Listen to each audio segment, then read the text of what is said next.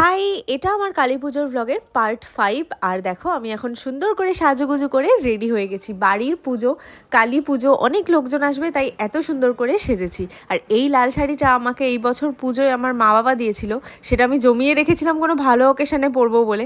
আজকের মতো ভালো অকেশান এই শাড়িটা পরার জন্য হয়তো বেটার, এর থেকে কিছু হবে না, তাই আজকেই এটা পরে নিয়েছি। লাল শাড়ি, লাল ব্লাউজ, সুন্দর করে গয়নাগাটি পরে সেজে নিয়েছি। অ্যাকচুয়ালি বাড়ির পুজো, সাজতে তো হবেই। আর আমি অনেক দিন ধরে ভেবেছিলাম যে এরকম করেই সাজবো, তাই এটাই সেজে নিয়েছি।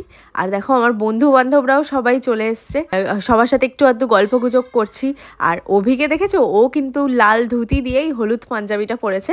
দুজনে মিলে অ্যাকচুয়ালি আগে থেকেই প্ল্যান করেছিলাম যে এরকমভাবেই পরবো, এরকমভাবেই সাজবো, তো সেটাই করেছি ফাইনালি। এবার চলো তোমাদেরকে কয়েকটা গল্প বলি। এটা যেহেতু আমাদের বাড়ির পুজো, তো আমরা বাড়ির সব ছেলে বউরা মিলে কিছু কন্ট্রিবিউশন করেছি নিজের তরফ থেকে, যাতে পুজোটা খুব সুন্দরভাবে হয় আর আমাদেরও মনের ইচ্ছাটা পূর্ণ হয়। যেমন ধরো, এই প্রতিমা আমার দেওর যে আছে, মানে আমার ভাই, ও এই প্রতিমা দিয়েছে। আর এই বাজনা সেটা দিয়েছে আমার আর এক দেওর। আর প্রতিমা যে শাড়ি পরে আছে সেটা আমার যা আর দেওর মিলে দিয়েছে।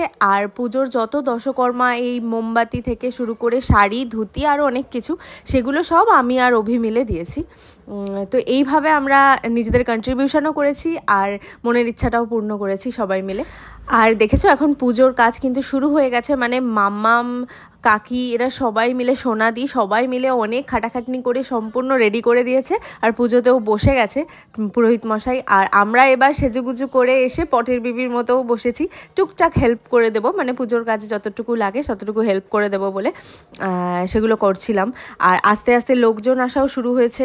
এর সাথে আমার মা, মাসি, ওরাও এসেছিলো, তাই ওরাও পুজোর সামনেই বসেছিল, ওদের সাথেও একটু ভিডিও ক্লিপ নিয়েছি। তারপর আমার মনে হলো যাই, আমি এবার একটুখানি নথ পরে আসি, দেখি কেমন লাগে।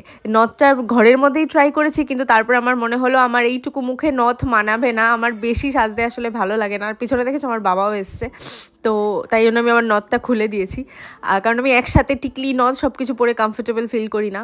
তারপর বাবা মাকে খেতে বসিয়ে দিয়ে এসেছিলাম, মানে আরও অনেকেই ছিল সাথে, বাবা মারও রাত হয়ে যাচ্ছিলো বলে ওরাও বসে গেছিলো। আর দেখেছো, এগুলো আমার আর এক বন্ধুর দল, মানে এগুলো অভির বন্ধু, সাথে আমারও বান্ধবী, বন্ধু সবাই রয়েছে, পাড়ার দাদারাও রয়েছে, সবার সাথে একটু গল্প গুজব করলাম। আর সবাই জানো তো, আমাকে আর অভিকে বলছিল আমাদের নাকি নতুন বউ আর জামাই লাগছে। এটা শুনে আমরা ভাবলাম চলো একসাথে একটু ভিডিও ক্লিপ নিই, তো সেটাই নিচ্ছিলাম। আর তারপর ফাইনালি শুরু হলো আমাদের নাচানাচি।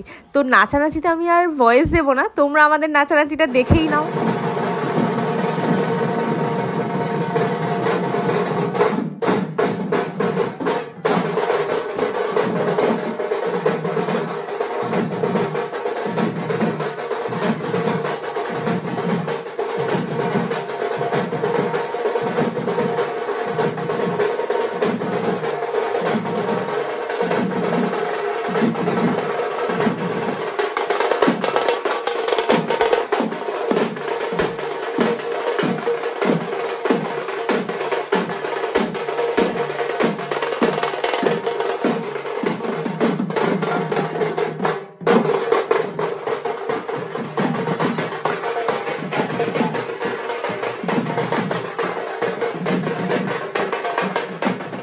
নাচতে আমরা সবাই ভীষণ ভালোবাসি। এদিকে পুজোর কাজ হচ্ছিল, কিন্তু আমরা এদিকে নেচে পাগল হয়ে যাচ্ছিলাম। আর এই যত পুচকে পাচকাগুলো দেখছো, আমার বোন, গুড্ডি, তারপরে তাথই, এরা সব কটা কিন্তু আমার শাড়ি পরেছিল। সব কটা মিলে বলেছে আমাকে শাড়ি দাও, শাড়ি দাও, সবাইকে বের করে দিয়েছি, সবাই নিজের নিজের পছন্দ মতো শাড়ি পরেছে। আর তার সাথে আমি ভাবলাম একটু অভির সাথেও নেচে নিই, একটু ভিডিও বানিয়ে নিই, তো সেটাই করছিলাম। এরপর আবার চলে এসেছি পুজোর ওখানে। মাম্মাম, কাকি, এরা কেউ এতক্ষণ টাইমই পাচ্ছিল না সাজুগুজু করতে, তো এখন গেছে একটুখানি সুন্দর করে শাড়ি পরে আসবে। তো সবাই মিলে শাড়ি পরে এসে গেছে, আর বাকি পুজোর কাজও চলছে আস্তে আস্তে। তো তোমাদেরকে এর পরের পার্টে দেখাবো যে বাকি পুজোর কি হলো। তোমাদের সন্ধ্যেটা অবধি শেয়ার করলাম, এটা সন্ধ্যে না, প্রায় এখন রাতই হয়ে এসছে। দেখেছো ওরা শাড়ি পরে কত সুন্দর লাগছে। তো নেক্সট পার্টে দেখাই বাকি পুজো।